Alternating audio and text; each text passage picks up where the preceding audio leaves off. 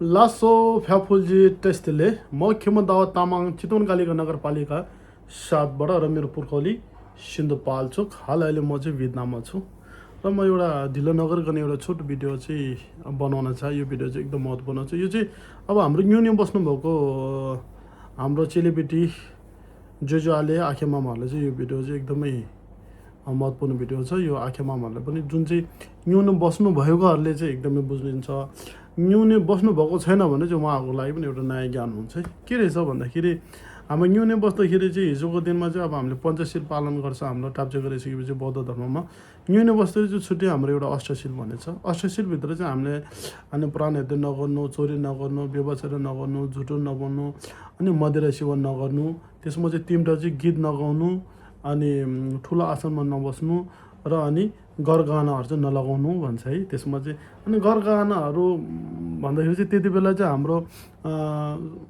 न्युने बस्नुभएको हाम्रो मान्छेहरू चाहिँ एकदम नर्मल सिम्पल कपडा लगाउनुहुन्छ। गरगहनाहरू चाहिँ घरमा फुकालेर एकदम त्यसपछि चाहिँ अब के भन्छ आसक्त भनेको चाहिँ लोभ, रिस, घमन उत्पन्न हुन्छ भनेर चाहिँ त्यो दिनमा चाहिँ हामीले धर्म गर्ने अभ्यासपट्टि सबै रिस, लोभ, घमनहरू त्यागेर चाहिँ त्यो उत्पन्न हुने लोभ लाग्ने चिजहरू चाहिँ त्यो वस्तुहरू चाहिँ त्यागेर आएको हुन्छ।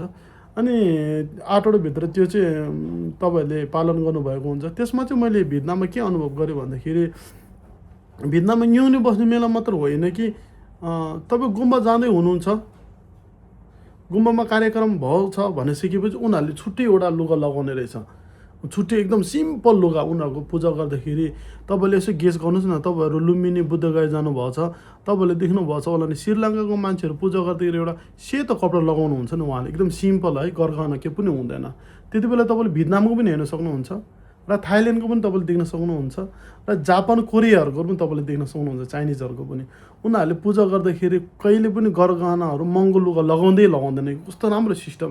त्यो चाहिँ मैले चाहिँ के लाग्यो भन्दा बुद्धकालीन समयमा हिजोको दिनमा बर्खावास बस्ने बेलामा चाहिँ भिक्षु होस् चाहे उपासिका होस्, उहाँहरूले चाहिँ शील पालन गर्ने बेलामा चाहिँ जुन अब न्युने बस्ने बेला अरू बेलामा पनि त्यो 8वटा शीलभित्र चाहिँ त्यो पर्न जान्छ कि जस्तो लाग्छ। त्यो चाहिँ अहिले उनीहरू पनि लागू गर्ने रहेछ। त्यो न्युने बस्दाखेरि मात्र होइन कि गुम्बामा पूजा गर्दाखेरि अनि अरू बेलामा पनि उहाँहरूले चाहिँ त्यो चाहिँ अभ्यास गर्ने रहेछ। कस्तो राम्रो यहाँ पूजा गर्नुपर्छ आज भन्ने बित्तिकै घरमा पनि त्यो अघि लगाए लुगाहरू सबै फुकालेर चाहिँ त्यो नर्मल जुन तपाईँले लुम्बिनी बुद्धगयातिर बौद्धतिर देख्नुहुन्छ उहाँहरूले छुट्टै एउटा आज पूजा गर्नेछ भने सिम्पल कुनै पनि महँगो लुगा नलागेकन झिलिमिली नभएको चाहिँ त्यो लगाउने रहेछ। जो चाहिँ अहिले हामीले न्युने बस्दाखेरि चाहिँ तपाईँहरूले चाहिँ जुन लगाउनुहुन्छ नि त्यही हो। र न्युने बस्नुभएको मान्छेहरूले यो कुरा चाहिँ एकदम राम्रो छ, तपाईँले पालन गर्नुभएको छ। र न्युने बस्दै हुनुहुन्छ र न्युने बस्नुभएको छैन भने यो चाहिँ तपाईँहरूको लागि एकदम नयाँ ज्ञान छ। कस्तो लाग्यो यो भिडियो चाहिँ लाइक, कमेन्ट, सेयर गरिदिनु होला। लासो फ्याफुलजी टेस्टी दिँदै